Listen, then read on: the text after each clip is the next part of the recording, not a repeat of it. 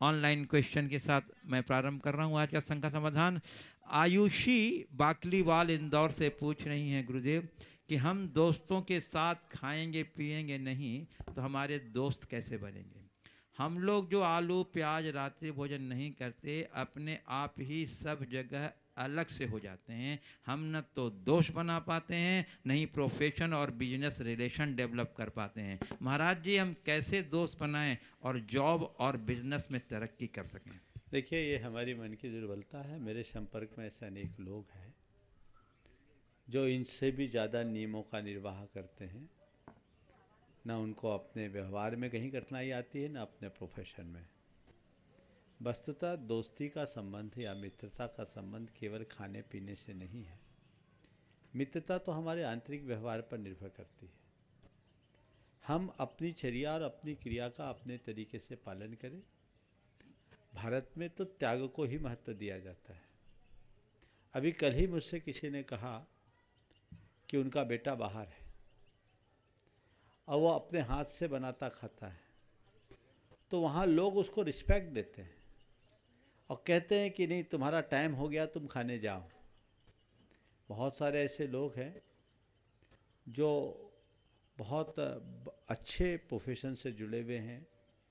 5 star होटलों में रुकना होता है, मल्टीनेशनल कंपनीज में काम करते हैं, लेकिन वे अपने नियमों का दृढ़ता से पालन करते हैं। उनको कहीं कठिनाई नहीं आती। ये मन की दुर्बलता है। हम अपने व्यवहार को विनम्र रखें, एक दूसरे के साथ हम सुख दुख में काम आए, अपना व्यवहार अच्छा रखें तो हमारी दोस्ती बनी रहेगी। और जिस दोस्ती का संबंध केवल खाने पीने तक सीमित है, मेरे दृष्टि में वो दोस्ती नहीं है, वो तो एक प्रकार की गोष्ठी है, अवसरवादी गोष्ठी, जो समय पर मतलब रहने तक रहे, बाकी नहीं। इसलिए इस विकल्प से अपने आप को बचाइए। और मैं तो ऐसे लोगों को कहूँगा कि अपने आप को इतना स्ट्रांग बनाइए कि आपके विचारों के लोगों की संख्या बढ़े और आपकी पार्टी वैसी हो। मेरे संपर्क में कई अजैन बंधु भी हैं जो आज अपने क्षेत्र में काफ़ी आगे बढ़े हैं और रात्रि में पानी भी नहीं पीते। भोजन करने की बात तो दूर, उनमें डॉक्टर है, एडवोकेट्स है, इंजीनियर्स है, अच्छे प्रोफेशनल्स है। मन की दुर्बलता में ही व्यक्ति इधर उधर डगमगाता है। मन को मजबूत बनाइए, कहीं भी किसी भी प्रकार की कठिनाई नहीं आएगी। पूज्य गुरुदेव, श्रीमती प्रमिला जैन सिरोंज से पूछ रही हैं, अपन को अपनी मानसिक प्रशंसा का त्याग अपनों के लिए कब तक करना चाहिए, क्या इसकी कोई सीमा है। अपनी मानसिक प्रशंसा यानी अपने मन में अपनी प्रशंसा करने का त्याग अपनों के लिए कब तक करना चाहिए, क्या इसकी स्पष्ट कोई नहीं हो रहा है। अपनों की अपने मन में प्रशंसा तो रोज करनी चाहिए, लेकिन अपने मन में अपनी प्रशंसा कभी नहीं करनी चाहिए। लेकिन लोग अपने मन में ही नहीं, अपने वचनों में भी अपनी प्रशंसा ज़्यादा करते हैं, औरों की प्रशंसा कम। हमेशा ध्यान रखना, हमारे गुण को यदि मैं अपने मुख से कहूँ तो मेरे अवगुण हैं, और मेरे गुणों की अगर दूसरी जगह चर्चा हो तो मेरा गुण है।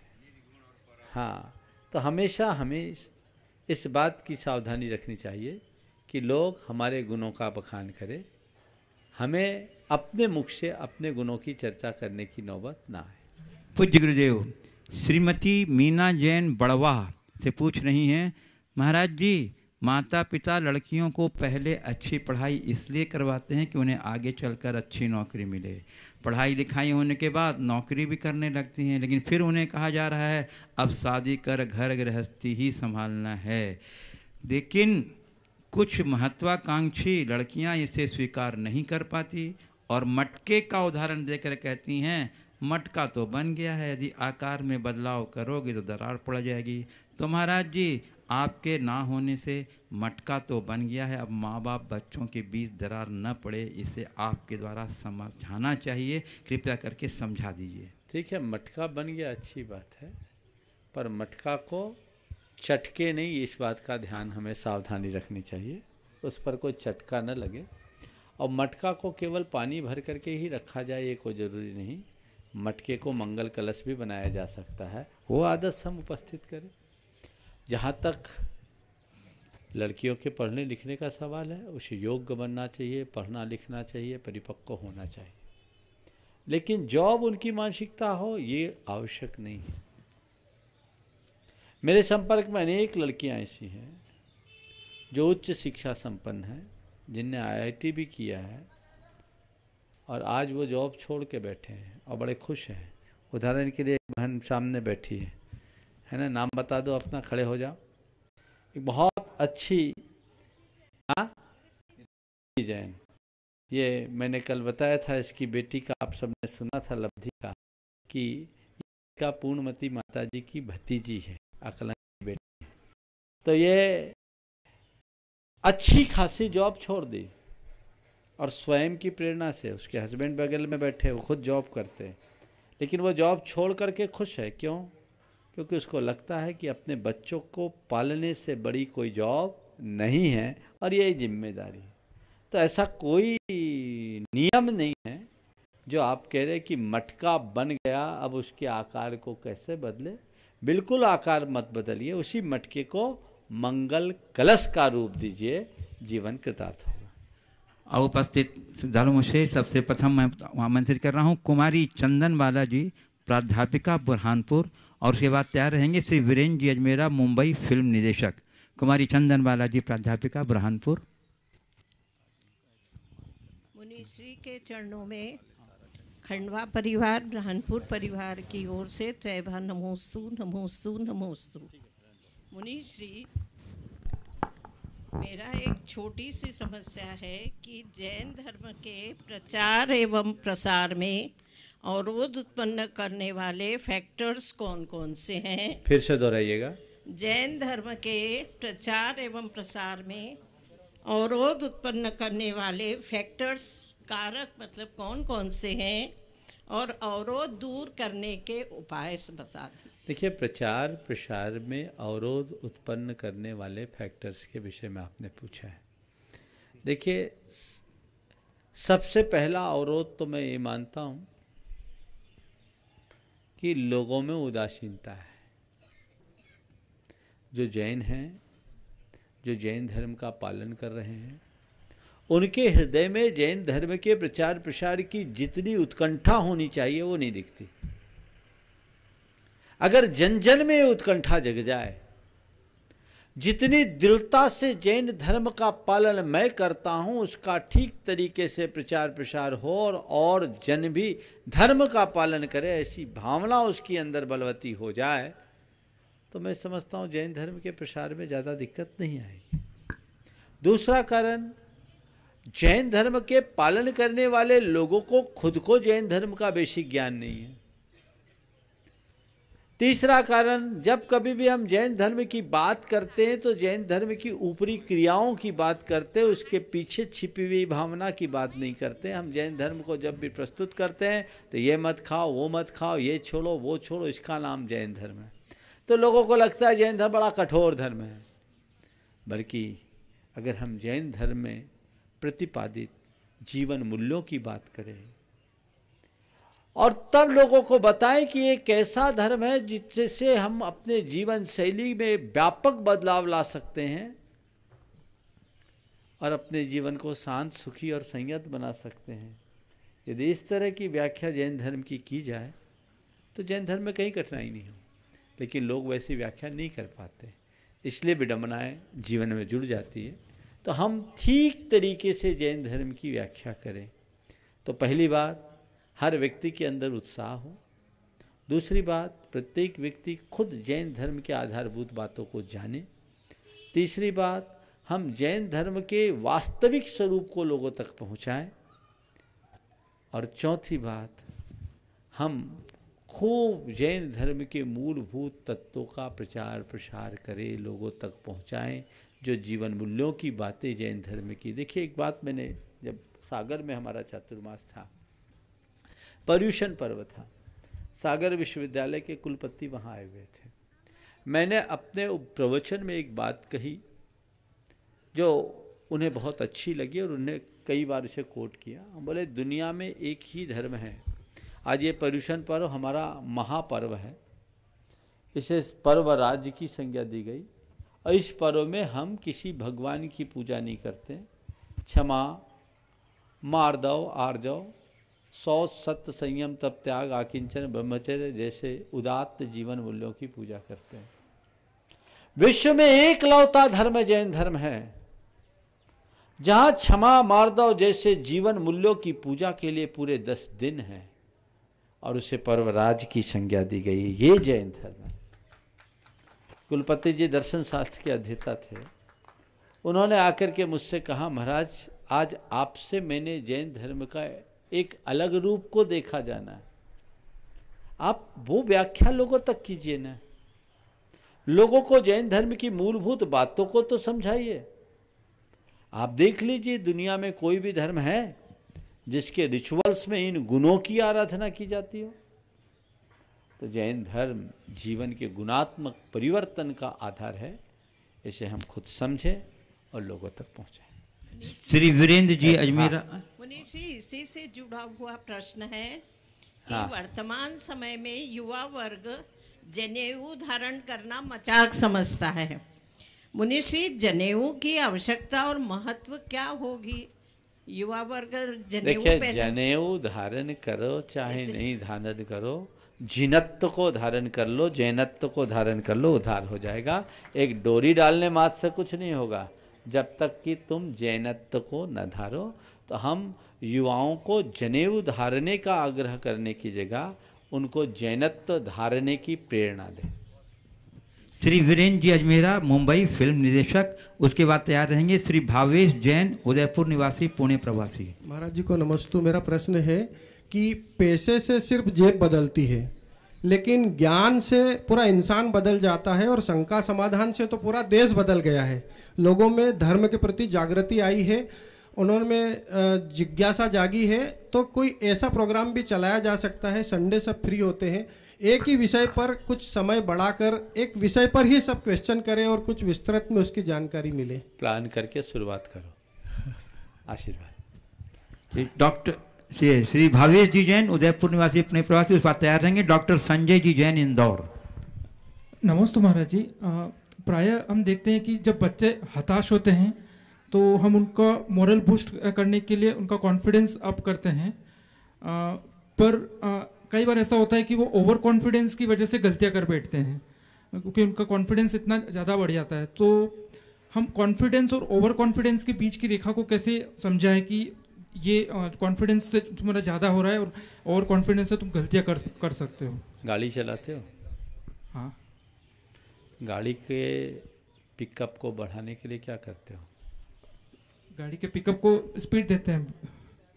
स्पीड देते हो ना? हाँ। तो क्या करते हो उसको एक्सीलेटर को बढ़ाते हैं। हाँ। कितना बढ़ाते हो? स्पीड लिमिट तक। ध्यान रहता है इसका? हाँ। कि भाई एक्सीलेटर से पिकअप बढ़ता है, स्पीड बढ़ाते हैं, बढ़ाने के लिए एक्सीलेटर को घुमाना पड़ता है ना? हाँ हाँ। तो एक्सीलेटर घुमाने से स्पीड बढ़ती है, देख कर कोई एक साथ एक्सीलेटर कर दे तो ऐसी गलती कभी करते हो? नहीं। तो क्या करते हो? जितना आवश्यक उतना ही एक्सीलेटर घुमाते हो, है ना? सामने वाले के कॉन्फिडेंस को बूस्टअप करना है तो हिसाब से एक्सीलेटर घुमाओ, चने पे क्यों चढ़ा देते हो? ठीक। समझ रहे बात को? हाँ। एकदम ऐसे घुमा दिए और साथ में क्लच भी दबा दिया, मामला गड़बड़ हो जाता है, होता है ना? हाँ। तो एक हिसाब से प्रेरणा देना, उत्साह बढ़ाना, आत्मविश्वास जगाना, पर अति सर्वत्र वर्जे। हमें ये देखना है कि सामने वाले की परिस्थितियां कैसी है, उसकी पृष्ठभूमि क्या है, उसके अनुरूप कार्य करोगे तो ही सुपरिणाम आएंगे, अन्यथा नहीं। नमस्ते। डॉक्टर संजय जैन, इंदौर। उसके बाद तैयार रहेंगे डॉक्टर प्रमोद कुमार जैन, गुड़गांव। गुरुदेव, आपके चरणों में बारंबार नमस्ते करता हूँ। प्रभु जी, जब से शंका समाधान का कार्यक्रम टीवी पर हम लोगों ने देखा, निश्चित ही जब हम लोग पढ़ा करते थे उस समय एक हमारे स्कूल में नैतिक शिक्षा का पाठ हुआ करता था, और आज जब शंका समाधान हैं ही अनुभव होता है कि नैतिक शिक्षा के रूप में पूज्य गुरुदेव आप हमारी शंकाओं का समाधान तो कर रहे हैं, लेकिन जीवन को जीने की एक नई दिशा आप प्रदान करते हैं। आपके प्रतिपल शंका समाधान से कुछ ऐसे सूत्र हमें प्राप्त होते हैं जो नैतिक मूल्यों के साथ साथ दैनिक जीवन में अत्यधिक काम आते हैं। गुरुदेव, मैं सिर्फ इतना पूछना चाहता हूं कि कृतकार्यित अनुमोदन तीनों का समान फल हमारे जैनागम में कहा गया है। प्रत्यक्ष और अप्रत्यक्ष रूप से किए गए कार्यों का फल भी समान कहा गया है। और दैनिक जीवन को सुखमय और संपन्नमय बनाना है तो एक्सेप्ट, इग्नोर एंड डिवोशन से सूत्र दिए गए हैं। प्रभु जी, मैं चाहता हूं कि इन सूत्रों पर आप हमें, और निश्चित ही ये सूत्र आपके मुखारबिंद से जब मार्गदर्शन मिलेगा तो पूरी सृष्टि को इसका लाभ प्राप्त होगा। देखिए, रोज ही मैं इन्हीं सूत्रों पर मार्गदर्शन देता हूँ। अभी अगर कहूँगा तो पुनरावृत्ति होगी। आज सुबह के प्रवचन में यही बात। नमस्ते। चलिए, डॉक्टर प्रमोद कुमार जैन गुड़गांव, उसके बाद तैयार रहेंगे पुलक चेतना मंच परिवार इंदौर के सदस्यगण और प्रश्न पूछेंगे दिलीप जी पाटनी। नमोस्तु नमोस्तु नमोस्तु।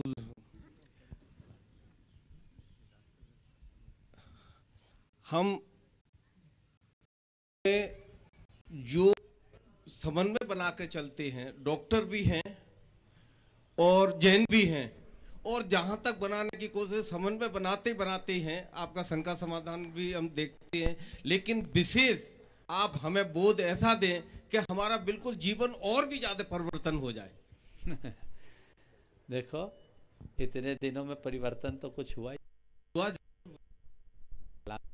और परिवर्तन हो जाए। समझ गए?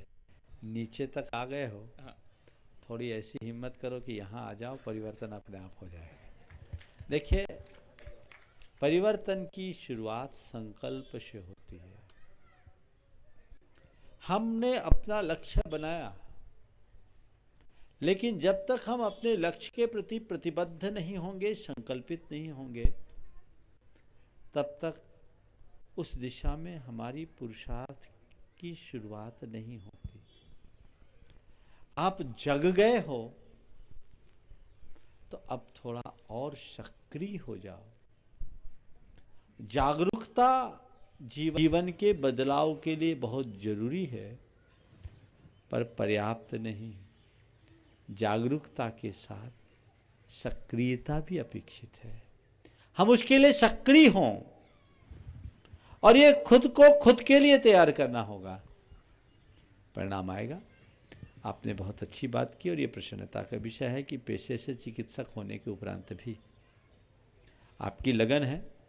ये लगन दिनों दिन बलवती हो, ऐसा प्रयास हमारा। आशीर्वाद। पुलक चेतना मंच परिवार इंदौर, उनके से दिलीप पाकलीवाल, दिलीप जी पाटनी, और उसके बाद तैयार रहेंगे अथर्व बाकलीवाल इंदौर। भगवान पुलक जैन चेतना मंच इंदौर परिवार और जैन समाज, दिगंबर जैन समाज इंदौर की तौर से आपके चरणों में बारंबार नमोस्तु नमोस्तु नमोस्तु। भगवान इंदौर के गुरु भक्त समाज आपका बेसब्री से इंतजार कर रही है। आपके स्वागत के हेतु, आपके अगवानी हेतु पलक पावड़े बिछाकर इंतजार करिए। कृपया इंदौर की जैन समाज को कथार्थ करें। मैं 2 लाइनों के मार्फत से आपको निवेदन करना चाहता हूं कि गुरुदेव, ऐसा क्या कह दूं कि आपके दिल को छू जाए, ऐसा क्या कह दें कि आपके दिल को छू जाए, ऐसी क्या दुआ मांगे कि आपके चरण कमल इंदौर में स्थापित हो जाए। आपको पाना नहीं, आपका हो जाना है मन्नत हमारी। ऐसी क्या मांगे कि हमारी मन्नत पूरी हो जाए, हमारी मन्नत पूरी हो जाए। ऐसी क्या मांगे कि हमारी मन्नत पूरी हो जाए। मैं तो कहता हूँ, मन्नत को पूरी करने के लिए मांगने की जरूरत नहीं है, जागने की जरूरत है। समझ गए? अपने भाग्य को जगाओ, अपने पुण्य को जगाओ। आज नहीं कल भावना पूरी होगी। नमोस्तु नमोस्तु। अथर्व बाकलीवाल इंदौर, उसके बाद तैयार रहेंगे श्री कुंथू कुमार जी एवं संपत जी जैन उदयपुर। महाराज जी, मेरा प्रश्न है, हम स्कूल नहीं जाते तो मम्मी पीछे पड़ते भेजती है। महाराज जी, मेरा प्रश्न है, हम स्कूल नहीं जाते तो मम्मी पीछे पड़ते भेजती है, पर हम मंदिर नहीं जाते तो मम्मी पीछे क्यों नहीं पड़ती? क्या बात है। हम स्कूल नहीं जाते तो मम्मी पीछे पड़ जाती है। मंदिर नहीं जाते तो मम्मी पीछे क्यों नहीं पड़ती? ये आज की सब मम्मियों को सोचना चाहिए। तेरी मम्मी आई है या नहीं आई है, लेकिन सोचना चाहिए। ये एक की मम्मी की बात नहीं, सबकी मम्मी की बात है। आप एक तरफ चाहते तो हो कि मेरा बेटा धर्मी बने, लेकिन आप खुद उसे बिगाड़ते हो। एक बच्चा अगर छोटा सा नियम ले ले और बाद में माँ को बताए तो माँ ये नहीं कहती बेटा नियम ले लिया बहुत अच्छा, अरे तूने कैसे नियम ले लिया, कैसे निभेगा, और फिर टूट गया, हाँ थोड़ा चलता है। आपको जितना निष्ठावान बनाना चाहिए आप उसे उल्टा और कमजोर बनाते हो। आपके लिए स्कूल की जितनी इंपॉर्टेंस दिखती है, मंदिर का इंपॉर्टेंस आपको समझ में नहीं आता। हो सकता मम्मी मंदिर जाती हो, इसकी कोई गारंटी नहीं। कई की मम्मियाँ नहीं जाती, अब इसकी मम्मी जाती कि नहीं जाती है तो भगवान ही जाने, यही जानता होगा। लेकिन उन्हें चाहिए कि खुद अपने आचरण में ऐसी बातें उतारे और औरों को प्रेरणा दें। श्री कुंथु कुमार जी एवं संपत जी जैन उदयपुर, और उसके बाद तैयार रहेंगे श्री विनोद जी किरण जी दोषी बड़वानी, ट्रस्टी बावन जासी क्षेत्र बांकानेर। सॉरी। नमस्ते महाराज श्री। महाराज श्री, चारों गतियों में कसायों का अलग अलग वर्णन किया है, पर मनुष्य गति में मान कसाय को विशेष रूप से कहा है कि मान कसाय मनुष्यों के विशेष होती है। और समंतपद स्वामी ने भी जो वर्णन किया है उसमें अष्ट सम्यक दर्शन के 8 अंगों के बाद में उन्होंने इसको अभिमान को लिया है, और उसमें उन्होंने दिया है कि 8 अभिमानों का वर्णन करके, मानों का वर्णन करके बाद में उन्होंने जो श्लोक लिखा कि स्मेनियो नान्यति धर्मस्थान गर्विता से सोतेति धर्मात्म्य न धर्मो धार्मिकेर बिना। यदि किसी को अपन सामान्य रूप से समझाते हैं और वो उसको समझे कि नहीं ये तो करके हमको कह रहे हैं इनका कौन सा बड़ा हो गया, तो धर्म स्थान पर कैसे गर्व नहीं करना चाहिए और किस प्रकार का गर्व नहीं होना चाहिए और कैसा गर्व होता है, इसकी जरा आप स्पष्ट देखिए। बहुत अच्छा सवाल आपने किया है। यहाँ जिस संदर्भ में बात की गई है उसे थोड़ा व्यापकता से समझने की जरूरत है। आचार्य समंतभद्र महाराज का धर्म पर गर्व करने का निषेध नहीं है, पर धर्मी के हृदय में यदि जाति का, कुल का, ज्ञान का, तपस्या का, धन का, वैभव का, रूप का अभिमान होता है, इन जड़ पदार्थों के अभिमान से यदि कोई अपने अहंकार में भरकर औरों का तिरस्कार करता है, खासकर किसी दूसरे धर्मात्मा का जो हमसे कदाचित कुल जाति में हीन हो, ज्ञान में हीन हो, तप में हीन हो, रूप में हीन हो, वैभव में हीन हो, रिद्धि में हीन हो, और हम उसकी उपेक्षा करते हैं, तिरस्कार करते हैं, तो कहते हैं स्मेन यो नानत्तेति धर्मस्थान गर्विता से। जो धर्म में स्थित पुरुषों का अपने अभिमान के कारण तिरस्कार करता है, सो तेति धर्मम आत्मीयम, वह अपने आत्मा के धर्म को त्यागता है, क्योंकि न धर्मो धर्मा धार्मिक के बिना, धार्मिक के बिना धर्म नहीं टिकता। इसलिए कभी धर्मात्मा का अनादर मत करो, ये उसका आशय है। इसका मतलब ये नहीं कि तुम धर्म का गर्व न करो। अगर धर्म के गौरव का बोध नहीं होगा तो धर्म में टिक नहीं पाओगे। आप बोलते हो मुझे मेरे मुनि पद की गरिमा गौरव का हर पल भान रहता है, क्योंकि मुझे लगता है ये वह पद है जो लोक दुर्लभ पद है, और अनंत जन्मों के पुण्य के प्रताप से मैंने इसे पाया है। ये मेरे जीवन की अमूल्य निधि है, मुझे इसे संभालना है, ये मेरे इस पद का गौरव है। लेकिन मैं आप सबको तुच्छ समझूं, अरे हमारे आगे लगते कहाँ, मैं मुनि हूँ, और मुनि भी ऐसा वैसा नहीं, जगत प्रसिद्ध मुनि हूँ। हजारों लोग मुझे आगे पीछे घूमते हैं, मुझे सुनते हैं, कहाँ मेरे नाम मेरे आगे लगते कहाँ। क्या हुआ?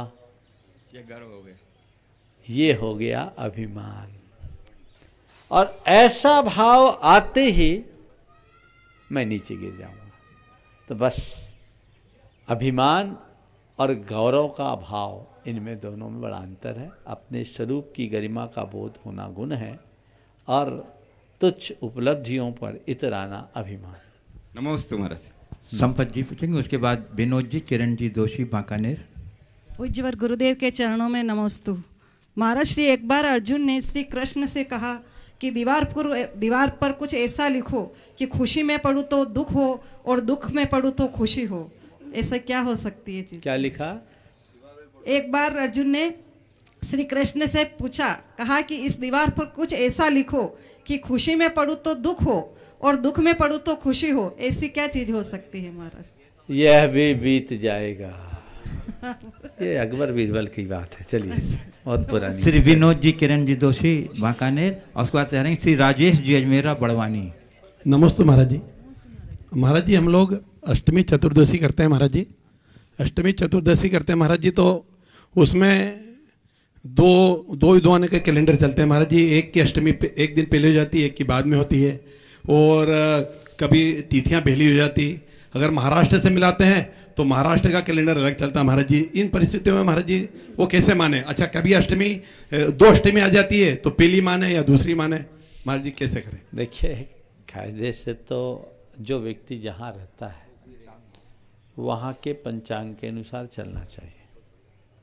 और आज तो टेक्नोलॉजी का युग है, अब आपको पंचांग और तिथि दर्पण रखने की ज़रूरत ही नहीं है। एक एप्लीकेशन लोग अपने पास रखते हैं, लोड कर लीजिए। हर दिन का आपको आपके लोकेशन की पंचांग मिल जाएगी। तो आप चाहो तो बांकानेर में अष्टमी कब निकल रही है उस दिन कर लो। अब दुनिया जब मनाए, हमारा पंचांग तो आज का हम आज मनाएंगे। और उसका नियम है, उदयकालिक 8 घटी में जो तिथि होती है वो पूरे दिन मानी जाती है जैन धर्म के अनुसार। सूर्योदय के बाद 8 घटी तक जो हो उसे मानो। अब फिर महाराज हम अलग माने और इंदौर जाए वाले तो इंदौर वाले, तो इतने पास में इतना बदलाव नहीं होता, अलग अलग क्षेत्रों में होता। अब जैसे इंदौर के क्षेत्र के पंचांग का बिहार झारखंड के और पूर्वांचल में बड़ा अंतर है, दिल्ली का अलग है, घंटों का अंतर हो जाता है। तो उसको मिलाकर आप अपने एप्लीकेशन से चले, सबसे अच्छी बात है। और रहा सवाल 2 बार एक तिथि 2 दिन हो तो क्या करें, तो पहली तिथि को मान्य किया जाता है, बाद वाली नहीं। श्री राजेश जी, अजमेरा, बड़वानी। उसके बाद तैयार रहेंगे श्री विजय जी, छावड़ा, प्रेसिडेंट, बिरला अल्ट्राटेक। सपत्नी खड़े।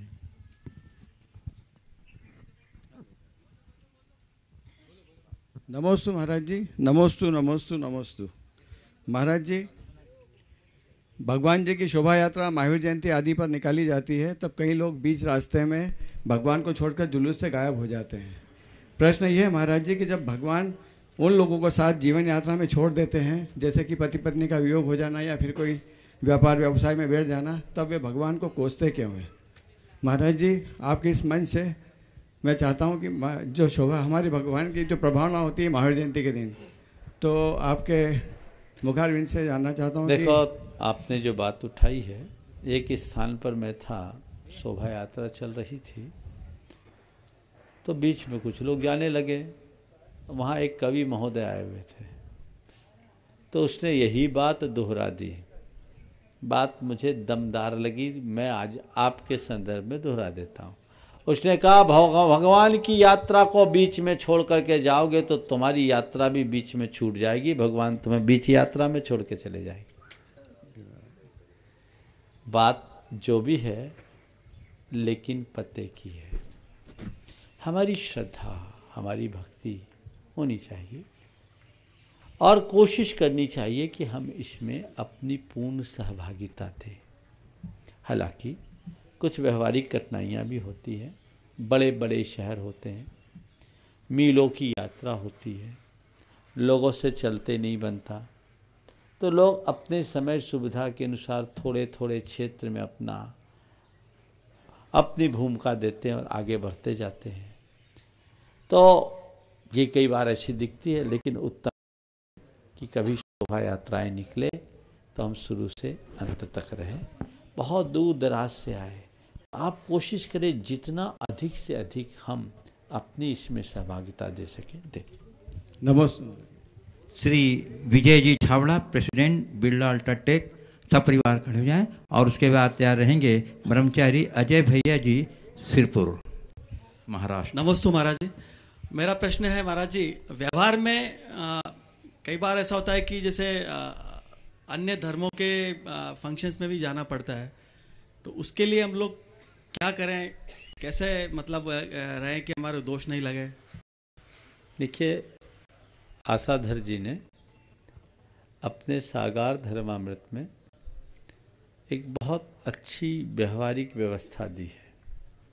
वह है धर्मपात्र और कार्यपात्र।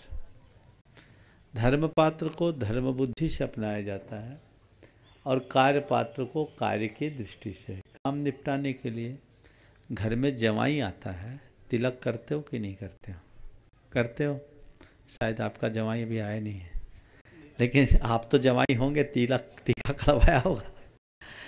क्या होता है? ये लोकाचार है। उसके अनुरूप हम व्यक्ति का उचित सत्कार करते हैं, तो इसमें धर्महानि नहीं होती। इसी प्रकार लोकाचार में आप कहीं जाते आते हैं तो अपने व्यवहार को व्यवहार की रीति से निभाना चाहिए, वहाँ कट्टरता नहीं अपनाना चाहिए। कुछ लोग कट्टरता की बात करते हैं, मुझे समझ में नहीं आता।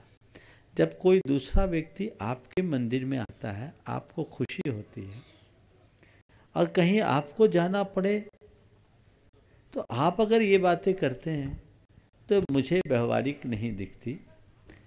ये ध्यान रखना, सम्यक दर्शन मोम का नहीं है जो पल में पिघल जाए।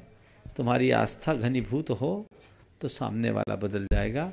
आचार्य समंत भद्र महाराज को याद करो, जिनके नमस्कार में इतना दम था कि चमत्कार हो गया। तो घबराने की कोई बात नहीं। और हमारे लिए तो एक नीति है, सभ्य शुद्धाहु शुद्ध नया। अपनी व्यवहार का पालन करते हुए काम करना। हाँ, कुछ चीज़ें ऐसी हैं जो हम सिद्धांततः स्वीकार नहीं कर पाते। जैसे हमारे यहाँ प्रसाद का चलन नहीं है। आपसे कहीं कोई प्रसाद लेने की बात करे, अत्यंत विनम्रता से आप उनसे कह दो, हम भगवान को अर्पित करते हैं, भगवान से लेते नहीं। इससे हमारे यहाँ निर्माल्य माना जाता है, माफ करें, किसी को बुरा नहीं लगेगा। लेकिन आप अरे हम सम्यक दृष्टि और ये वैसे और वैसे, तो ज़्यादा पंडिताई मत दिखाइए। समझदारी का परिचय देकर आप अपना काम कर लीजिए। तो वो अपनी व्यवस्थाओं को देखते हुए काम करें। हम हिंसा को प्रणाम नहीं करते, हम राग को प्रणाम नहीं करते, हम अहिंसा को पूछते हैं, वीतरागता को पूछते हैं। और अहिंसा और वीतरागता पोषक आदर्श ही हमारे लिए पूज्य हैं, हम उनका अनुकरण करते हैं। कहीं ऐसी कोई बात होती है तो उसे अपने व्यवहार कुशलता से हमें ठीक कर लेना चाहिए। नमस्ते। बाल ब्रह्मचारी अजय भैया जी, सिरपुर, महाराष्ट्र, इस बार तैयार रहेंगी। बाल ब्रह्मचारिणी बहन पद्मा दीदी, इंदौर आश्रम। मुनिश्री के चरणों में त्रिवार नमोस्तु नमोस्तु नमोस्तु। महाराज, क्या धार्मिक अनुष्ठान करने का फल द्रव्य, क्षेत्र, काल, भाव इनके ऊपर निर्भर करता है, या हम अपने घर में धार्मिक अनुष्ठान करते हैं या किसी मंदिर में अनुष्ठान करते हैं अथवा किसी सिद्ध क्षेत्र, अतिशय क्षेत्र पर और सामान्य दिनों में या पर्व के दिनों में अनुष्ठान करते हैं, तो उसका अंतर में फल में अंतर पड़ता है क्या? देखो, बैठ जाओ। माहौल का अंतर तो हम समझते हैं ना। माहौल, हमारे मन का माहौल से बड़ा गहरा संबंध होता है। हम जैसे वातावरण में रहते हैं, जैसे परिवेश में रहते हैं, हमारी भावधारा वैसी बनती है। और जैन कर्म सिद्धांत के अनुसार तो द्रव्य, क्षेत्र, काल और भाव का हमारे मन पर बड़ा गहरा असर पड़ता है। कर्म अपने द्रव्य, क्षेत्र, काल, भाव के अनुरूप ही फल देता है। यानी जैसा माहौल होता है वैसी हमारी मानसिकता होती है। आप पूजा करो, घर में भी कर सकते हो, निश्चित रूप से पूजा हमारी भावना से जुड़े, मंदिर में भी कर सकते हो, लेकिन घर का माहौल और मंदिर का माहौल एक नहीं। एक बार एक व्यक्ति के लिए कहा किसी ने कि महाराज ये मंदिर नहीं जाते, इनको मंदिर जाने के लिए कहिए। पेशे से डॉक्टर थे, मैं उनकी तरफ देखा तो उन्होंने कहा महाराज मैं सब काम घर में कर लेता हूँ। हमने कहा अच्छी बात है, आप डॉक्टर हो? बोले डॉक्टर हूँ। पेशेंट देखते हो? बोले देखता हूँ। ऑपरेशन भी करते हो? बोले करता हूँ। पेशेंट कहाँ देखते हो? बोले महाराज उसके लिए ओपीडी है। ऑपरेशन कहाँ करते? महाराज हमारा अस्पताल है, उसमें एक ओटी बना हुआ, ऑपरेशन थिएटर में ओटी में हम ऑपरेशन करते हैं। मैंने उनसे पूछा ओपीडी में ऑपरेशन नहीं होता? नहीं महाराज ओपीडी में ऑपरेशन कैसे होगा? ऑपरेशन तो ओटी में करना पड़ता, पूरा स्टेराइज्ड होता है। बोले क्यों? महाराज इन्फेक्शन का चांस है। फुल्ली स्टेराइज्ड एकदम जो होता है वहाँ हम ऑपरेशन करते हैं महाराज, वहाँ हर किसी का प्रवेश भी वर्जित रहता है। हम लोग भी अपने कपड़े के ऊपर एक अलग प्रकार का गाउन पहन करके जाते हैं, वो भी स्टेराइज्ड होता है। मैंने कहा भैया यही तो मैं कह रहा हूँ, जो डॉक्टर ओपीडी में वही डॉक्टर ओटी में है। पर आप ओपीडी का काम ओपीडी में करते, ओटी में नहीं, क्योंकि आपको पता है कि ओटी की तरह ओपीडी में ऑपरेशन करेंगे तो इन्फेक्शन हो सकता है ना। तो मैंने कहा जो व्यक्ति घर में जो क्रिया तुम घर में कर रहे हो, जो पूजा घर में कर रहे हो, वही पूजा मंदिर में है। लेकिन अंतर कुल इतना है कि घर में सब्जियों की बघार का इन्फेक्शन है, टीबी की स्वलहरी का इन्फेक्शन है, बच्चों के रोने का इन्फेक्शन है, पड़ोसियों के शोर का इन्फेक्शन है और टेलीफोन की घंटी का इन्फेक्शन है। मन कैसे लगेगा? अंतर आया ना। तो आप जैसे परिवेश में रहोगे वैसा फल मिलता है। एक अनुभव की बात आप सबसे कहूँगा, आप रोज अपने जिस मंदिर में जाते हो वहाँ पूजा करते हो, वहाँ आपका जो मन लगता है। एक मंदिर में अनेक वेदी होती है, पर जिस मूल वेदी में आपका जितना मन लगता है क्या बराबर होता है? नहीं होता है ना। इसी प्रकार मंदिर से जब आप तीर्थ क्षेत्र में जाते हो तो तीर्थ क्षेत्र की मनोदशा में और आप जिस मंदिर में रोज जाते हो उस मनोदशा में अंतर रहता है। आप 52 गजा जी आते हो नीचे के भगवान के दर्शन करने में और आदिनाथ भगवान के चरणों में जाने में एक सी मनोदशा होती क्या? क्या फर्क आया? करने वाला वही, लेकिन भाव में बदलाव। क्यों? द्रव्य क्षेत्र काल का असर। और ऊपर चले जाओ चूलगिरी में, सम्मेद शिखर जी जाओ, क्या आनंद आता है महाराज, नाम से ही उल्लास आने लगता आता है। और सम्मेद शिखर पहुंचने के बाद यदि पारसनाथ टोंक पर जाओ तो परम आनंद होता है। तो द्रव्य क्षेत्र काल भाव का प्रभाव तो पड़ता ही है, उसे नकारा नहीं जा सकता। इसी प्रकार विधान पूजन की बात है। साल में कभी भी पूजा कर सकते हो। मुझसे किसी ने पूछा सिद्ध चक्र क्या अष्टानिक में ही करना? बोले कभी भी कर सकते हो, लेकिन अष्टानिक में और विशेष फायदा। क्यों? इसमें द्रव्य क्षेत्र काल भाव चारों की शुद्धि है। द्रव्य तो सब भक्तजन है, भव्यजन है, तो द्रव्य उत्तम है। क्षेत्र ये सिद्ध क्षेत्र है तो क्षेत्र भी उत्तम हो गया। और काल अष्टानिक के काल को काल मंगल कहा है। ये विशिष्टतया पूजन आराधन का काल है। देवता लोग सारे चारों निकाय के देव अपने अपने वैभवपूर्ण महल को छोड़कर भगवान के चरणों में 8 दिन जाते हैं, पूजन आराधन में अपना समय बिताते हैं। ये मांगलिक काल है। फिर इसके साथ आपका भाव जुड़ता है तो भाव मंगल। समझ गए? तो ये सिद्ध चक्र विधान यहां होने जा रहा है। द्रव्य क्षेत्र काल भाव चारों की शुद्धि। तो सिद्धि होनी ही है। सिद्धि हो ना हो, शुद्धि और विशुद्धि तो होगी ही होगी। कल सोमवार है, कल कोई चर्चा नहीं होगी, कल तो छुट्टी का दिन है। लेकिन चिंता नहीं करना, विधान में हमारी छुट्टी नहीं रहेगी। हाँ, विधान में सोमवार पड़ेगा एक, उसमें छुट्टी नहीं रहेगी। ये एक अच्छा अवसर है, आप सब अपना उल्लास जगाइए, उत्साह जगाइए। और 13 तारीख को प्रातःकाल, जैसा आज आप सुबह भी आप सबको बताया गया, भव्य शोभा यात्रा के साथ इस महामहोत्सव की भव्य शुरुआत होगी। कल्पना करो 64 श्री जी 64 पालकी में एक साथ यहाँ आएंगे, कैसा भाव भी ना दृश्य होगा। बड़े बाबा से के चरणों से शोभा यात्रा की शुरुआत होगी, यहाँ तक आएंगे और उसके बाद ध्वजारोहण और मंडप प्रतिष्ठा का कार्यक्रम है। एक जरूर जानकारी मैं इस माध्यम से दूंगा, क्योंकि बहुत सारे लोग अपने घरों में और मंदिरों में इस विधान का आयोजन कर रहे हैं। उनको अभी से सूचना दे दे कि पहले दिन का कार्यक्रम टाइट होने के कारण पहले दिन दोपहर में भी विधान है। 2 बजे, यानी विधान तो 3 बजे से चालू होगा, 2 बजे से प्रक्रियाएं चालू होगी। तो अपना समय वैसा सुनिश्चित करें। एक जन ने मुझसे कहा, महाराज हम लोग तो मंदिर में सुबह ही जाते हैं, दोपहर में जाएंगे तो पूजा छूट जाएगी, क्या करें? छूट जाए चिंता मत करना, दूसरे दिन 8 अर्घ को संक्षेप में चढ़वा देना शुरुआत करके, तो उनका दूसरे दिन सुबह की पूजा के प्रारंभ से हो जाएगा। ये अवसर है, इसका लाभ उठाइए, भरपूर लाभ उठाइए। जीवन में एक अलग प्रकार की रसानुभूति आप सबको होगी।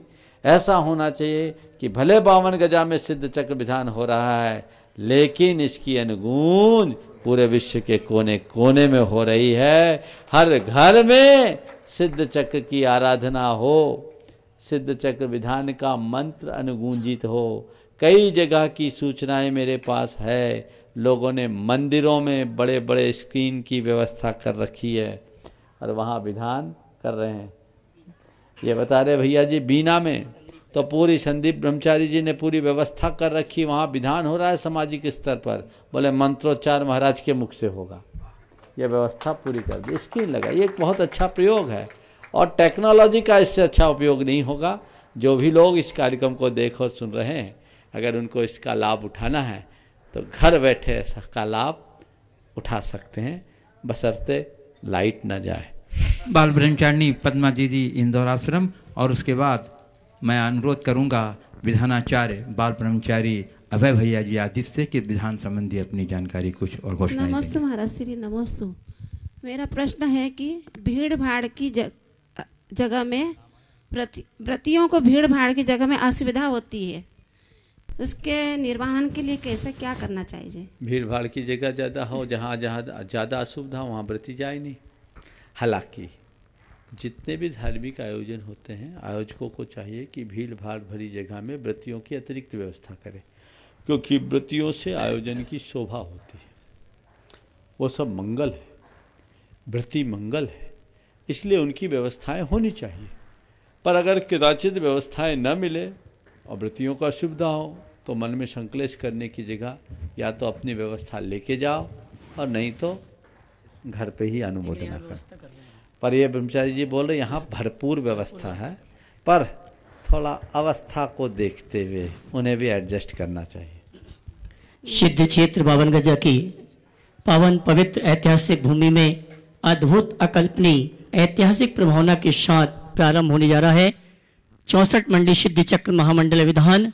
13 मार्च से 21 मार्च तक प्रारंभिक प्रथम दिवस में 13 मार्च की अद्भुत होगी घट यात्रा, श्री जी की शोभा यात्रा, महिलाओं का पथ संचालन, सेवा दल के बैंड का प्रदर्शन, जिनेंद्रों की पालकी, संतों का सानिध्य, ध्वजवंदन का कार्यक्रम। ये प्रातः 6:30 बजे कार्यक्रम हमारे 52 गजा के बड़े बाबा के चरण सानिध्य से प्रारंभ होगा। 64 पालिकों में श्री जी विराजमान होंगे, जिसमें सिंहासन, छत्र, भामंडल पूरा वैभव के साथ उस शोभा यात्रा निकलेगी। पूरी पालिका इंद्र परिवार के इंद्र उठाएंगे और इंद्राणियां जो देश यहाँ से दी गई है, उन्हीं देश में घट यात्रा के कलश को लेकर चलेंगी। प्रातः काल की बेला में 6:30 बजे श्री जी का अभिषेक, पूजन, सकलीकरण का कार्यक्रम होगा। तत्पश्चात निकलेगी अद्भुत अकल्पनीय ऐतिहासिक शोभा यात्रा जो क्षेत्र के मुख्य मार्गों से होते पांडाल पर पहुंचेगी। वहां ध्वजारोहण आदि का कार्यक्रम संपन्न होगा। पांडाल उद्घाटन, श्री जी का अभिषेक आदि का संक्षिप्त कार्यक्रम होगा और उसी दिन दोपहर में 2 बजे से हमारा मंडप शुद्धि, मंडप प्रतिष्ठा के साथ सिद्ध चक्र महामंडल विधान की आराधना का कार्यक्रम प्रारंभ होगा। रात्रि में प्रतिदिन महाआरती का कार्यक्रम हुआ, शंका समाधान, तत्पश्चात सांस्कृतिक कार्यक्रम यहाँ पर प्रतिदिन संचालित किए जाएंगे। मैं पुनः पुनः मंडल पुण्यार्जक और जो भी इंद्रदानी इस कार्यक्रम में उपस्थित हो रहे हैं 12 तारीख को दोपहर तक यहाँ पर उपस्थित हो जाएं, जिससे विधिवत उनको कहाँ कैसे रुकना है इंद्रदानी की ड्रेस आपको उसी दिन वितरित की जाएगी और 13 तारीख को शुद्धि के वस्त्रों के साथ निकलेगी ऐतिहासिक शोभा यात्रा। और बंधु, इस आयोजन में जिन परिवारों ने सहयोग प्रदान किया है, जिनके प्रतिदिन नाम आते जा रहे हैं और इस विधान से जुड़ते जा रहे हैं, हमारे एक परिवार श्रीमान ज्ञानचंद जी, रतनलाल जी वोहरा, इनके सुपुत्र श्री जितेश कुमार, नितेश कुमार सुपुत्र, नमन नयन वोहरा गंदवानी, इन्होंने इस अनुष्ठान में 35,000 रुपये की सामग्री, द्रव्य 35,000 रुपये की राशि द्रव्य सामग्री के अंतर्गत श्री पलकली प्रदान की है। जोरदार ताली बजाकर इनका सम्मान करें। इसी क्रम में गुप्त दान में उज्जैन नगर से एक श्रावक ने अपनी ओर से 21,000 रुपये की राशि प्रदान की है और 11,000 रुपये की राशि जिन परिवार ने प्रदान की है उनके नाम की विधिवत घोषणा कर रहा हूं। कुमारी गिरजा के जन्मदिन के उपलक्ष्य में आशीष जैन पूना, डॉक्टर संजय जी जैन इंदौर जो हमारे बीच विराजमान हैं, Shrimati Santosh Arvind Jain Mahavir dairy Indore, Jinendra Neelmani Aryaham Jain Dharampura Delhi trustee Gunayatan, doctor Swapnil Vidyachandra Mehta Kalaburagi, Shrimati Suman वाला वाइफ ऑफ राजेश कुमार जैन भरतपुर, कुमारी अविक्षा अमित श्रुति जैन बेंगलोर, सुचिता गांधी पुणे, रविंद्र मंजू वखारिया परिवार कल्याण मुंबई और सेवानिवृत्त प्राध्यापिका कुमारी चंदन वाला जी बुरहानपुर, इन सभी परिवार ने अपनी ओर से 11,000 चंदन वाला जी खंडवा, इस सभी परिवारों ने अपनी ओर से 11,000 रुपए की राशि देकर इस अनुष्ठान में घर बैठे साथी से पुण्य का संचय करने का सौभाग्य प्राप्त किया है। पुनः पुनः सभी इंद्रदानी के लिए मंडल पुण्यार्जक के लिए ये सूचना है 12 तारीख की दोपहर तक आप सभी यहाँ पर उपस्थित हो जाएं, जिससे विधिवत आपको कहाँ कैसे रुकना है, इंद्रदानी के रूप में कैसे उपस्थित होना है, ये सभी सूचनाओं के साथ आप 13 तारीख को ऐतिहासिक शोभा यात्रा में सम्मिलित हो सकते हैं। श्री राज प्रकाश जी महामंत्री क्षेत्र अब अपनी कुछ बात रखेंगे। नमस्ते गुरुदेव, नमस्ते गुरुदेव, नमस्ते गुरुदेव। मैं ये जानकारी देने के लिए यहाँ उपस्थित हुआ हूँ कि जो विधान मंडल होने जा रहा है उसमें प्रतिदिन 4 शांति धाराएं होगी। इस ऐतिहासिक धार्मिक भूमि पर परम पूज्य मुनि प्रमाण सागर जी, विराट सागर जी के सानिध्य में इस शांति धारा का पुण्य लाभ आप अर्जित करें और जो लोग इस शांति धारा का पुण्य लाभ अर्जित करना चाहते हैं वे हमारी कमेटी से हमसे संपर्क करें ताकि उनकी शांति धारा की व्यवस्थाएं हम अलग से करा सकें और उनको किसी प्रकार की परेशानी नहीं हो। आप अपने नाम अतिशीघ्र हमें नोट कराएं ताकि आपके अनुसार हम आपकी व्यवस्था कर सकें। धन्यवाद। जो भी शांति धारा के लिए आना चाहते हैं वो पूरे परिवार के साथ आएं और अपना सूचना अग्रिम दे दें। हाँ, उनके एक दिन की पूरी भोजन की व्यवस्था यहाँ पर मंच के ऊपर की जाएगी, इसलिए आप अभी से मन बना लीजिए। डबल फायदा है, शांति धारा भी होगा और एक दिन की विधान का भी आपको फल मिलेगा। और बंधु से मैं आमंत्रित कर रहा हूँ श्री अभिषेक जी गंगवाल सिंघाना, उसके बाद तैयार रहेंगी श्रीमती साधना दोषी इंदौर।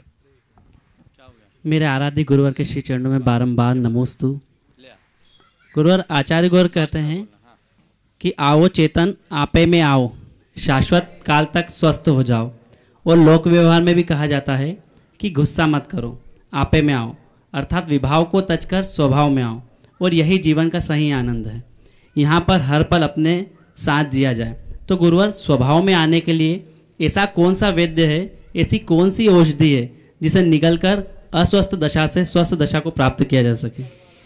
आपने पूछा स्वभाव में आने के लिए ऐसी कौन सी औषधि है जिससे का सेवन करने से अस्वस्थ दशा से मुक्त होकर स्वस्थ दशा को पाया जा सके। देखो, आपने कभी गंदे पानी का अनुभव किया है? बरसात में पानी आता है ना, तो बरसात में जब पानी आता है तो हम लोग क्या करते हैं, पानी गंदा होता है तो उसको एक जगह रख देते हैं, देखते हैं थोड़ी देर में उसके सारे जो कण हैं ज़मीन में बैठने लगते हैं, बैठते हैं। गंदा पानी भी समय पाकर धीरे धीरे धीरे धीरे धीरे धीरे साफ स्वच्छ हो जाता है ना। और उसमें कभी कभी हम फिटकिरी का टुकड़ा डाल देते हैं तो और जल्दी साफ होता है। तो जो गंदा पानी था वो साफ हो गया, गंदगी विभाव और स्वच्छता स्वभाव। बस अपने विभाव को छोड़कर स्वभाव को पाना है तो हृदय में क्षमता का भाव रखें, धीरे धीरे विभाव स्वभाव में परिवर्तित होगा। और तीव्रता से लाना है तो ज्ञान की फिटकरी डालें। श्रीमती साधना दोषी इंदौर, उसका तैयार रहेंगे स्वप्निल गंगवार सिंघाना। बोलिए। मैं साधना डोसी इंदौर छावनी से गुरुदेव के श्री चरणों में त्रैवार नमोस्तु नमोस्तु नमोस्तु करती हूँ। गुरुदेव, आज मैं ऊन गई हुई थी वहाँ दर्शन करे। आज का जो क्वेश्चन है ये इसने मुझे मेरे दिमाग में डाला, मैं इसको उसका उत्तर अच्छे से नहीं दे पाई। इसने देखा मंदिर में मानस्तंभ बना हुआ है तो बोला दादी ये क्या चीज़ है? मैंने कहा मानस्तंभ है। अब इसने कहा, मैंने कहा सब मंदिरों में होता है, तो इसने कहा कि अपने मंदिर में क्यों नहीं है छावनी में? तो अब मैं उसका उत्तर नहीं दे सकी। तो सबसे पहले तो मानस्तंभ का मतलब क्या है समझ लो। मानस्तंभ समोशरण में होता है और जिसको देखकर सबका मान स्तंभित हो जाए, यानी मान नष्ट हो जाए, उसको बोलते हैं मानस्तंभ। जो हमारे मान को रोक दे, अहंकार को रोक दे, उसका नाम मानस्तंभ है। तो मूलतः समोशरण में ही होता है। कुछ जगह लोग बना देते हैं। आपने पूछा छावनी के, बच्चे ने पूछा छावनी के मंदिर में क्यों नहीं, तो वहीं बनाना चाहिए जहाँ मंदिर के बाहर पर्याप्त खुली जगह हो। कायदे से जितनी मंदिर की लंबाई हो उससे कम से कम 1.5 गुनी जगह दूरी पर, 1.5 गुनी नहीं भी हो तो 1.25 गुनी दूरी पर हम मानस्तंभ बनाएं, उससे कम में न बनाए। स्वप्निल गंगवार सिंघाना, उसके बाद तैयार रहेंगी श्रीमती सुनीता जैन दमोह। नमोस्तु गुरुवर, नमोस्तु नमोस्तु नमोस्तु। गुरुवर, जैसे जैसे मनुष्य समृद्ध होता जाता है वैसे वैसे उसका जीवन स्तर बढ़ता जाता है, उसकी अपेक्षाएं, उसकी आवश्यकताएं बढ़ती जाती है। किंतु जब संपन्नता घटने लगती है तब उसकी आवश्यकता कम नहीं हो पाती और फिर वो मनुष्य टूट जाता है। तो गुरुवर, क्या इस परिस्थिति में जीवन स्तर बढ़ाना छोड़ दें, जबकि जीवन स्तर तो घटता बढ़ता रहता है? तो गुरुवर, संकट का समय आने पर हम अपना जीवन कैसे व्यतीत करें? संकट का समय आने पर हम अपना समय कैसे व्यतीत करें? देखिए, जीवन स्तर में बदलाव, उतार चढ़ाव आता है, ठहराव रखें। मैं एक ही वाक्य कहता हूँ, कितने भी ऊपर उड़ो, मूल से जुड़े रहो तो कभी दुविधा नहीं आएगी। जमीन से जुड़े रहोगे तो ऊंचाई छूने पर भी तकलीफ नहीं होगी, और ज़मीन छोड़ दोगे तो कई बार मुंह के खाने पड़ेंगे। तो हमें चाहिए संपन्नता के साथ भी हम अपनी साधना को बरकरार रखें। नमोस्तु गुरु। पद्मावती, कांतिलाल, अनीता, अनिल जैन, उर्वी, मीत जैन सपरिवार तलवाड़ा गुणायतन ट्रस्टी आपके श्री चरणों में नमन करते हुए इस सूचना को सुनकर कि यहाँ पर विधान हो रहा है, उन्होंने रतलाम में मुख्य कलश लिया था और आज द्रव्य सामग्री के लिए 11,000 रुपये की राशि देने की घोषणा की है। बहुत बहुत धन्यवाद। इसी क्रम में सुरेश दोषी, वीना दोषी, शुभित दोषी, नमिता दोषी, सूरज दोषी, अनुभा दोषी, income tax colony, Durgapura, Jaipur, इन्होंने अपनी ओर से द्रव्य सामग्री के लिए 21,000 रुपये की राशि देने की घोषणा की है। बहुत बहुत धन्यवाद। श्रीमती सुनीता जैन दमोह, उसके बाद तैयार रहेंगे श्री राजकुमार जी पंड्या इंदौर। नमोस्तु गुरुवर, नमोस्तु नमोस्तु। गुरुवर, मेरा प्रश्न है संसार के सभी प्राणी राग, द्वेष एवं मोह वैभव में क्यों फंसते जाते हैं? अभी तक समझ में नहीं आया। यही तो मोह का प्रभाव है। चलो आगे। श्री राजकुमार जी पंड्या इंदौर, उसके बाद तैयार रहेंगे विजय मंजू अजमेरा इंदौर। ओम नमस्ते गुरुवर। कई पुरानी पीढ़ियां कोशिश करके भी वो काम नहीं कर पाती है जो नई पीढ़ी उस कार्य को करने का परिवर्तन कर देती है। ये उसका पुण्य योग है या संकल्प है? देखिए, बात सही है कि कई काम ऐसे हैं जिसे काफ़ी कोशिशों के बाद भी ना किया जाए और कोई उसे क्षण मात्र में कर देते हैं। आपने पूछा पुण्य योग है या संकल्प है या गुरुदेव का आशीर्वाद? देखो, हमारे यहाँ तो एक और शब्द आता है, वो है जुगाड़। समझ गए? मेहनत से जो काम नहीं होता थोड़े से जुगाड़ से हो जाता है।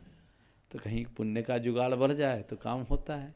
वस्तुतः ये कोई ज़रूरी नहीं कि जिसे कोई नहीं कर पाया वो कोई भी ना कर सके। जिसे हम नहीं कर पाया उसे आप कर सकते हो, जिसे हम आप दोनों न कर पाए कोई तीसरा कर सकता है। इसलिए हमें हमेशा अच्छी संभावनाओं की प्रतीक्षा करनी चाहिए और उसी अनुरूप अपने जीवन के क्रम को बढ़ाना चाहिए। इस प्रकार आज के इस सत्र को परम पूज्य गुरुदेव के चरणों में नमन अर्पित करते हुए मैं यहीं पर विराम दे रहा हूँ। बोलिए परम पूज्य आचार्य गुरुवर श्री विद्यासागर जी। हेलो, जय। बोले परम पूज्य मुनि श्री 160 प्रमाण सागर जी महाराज की।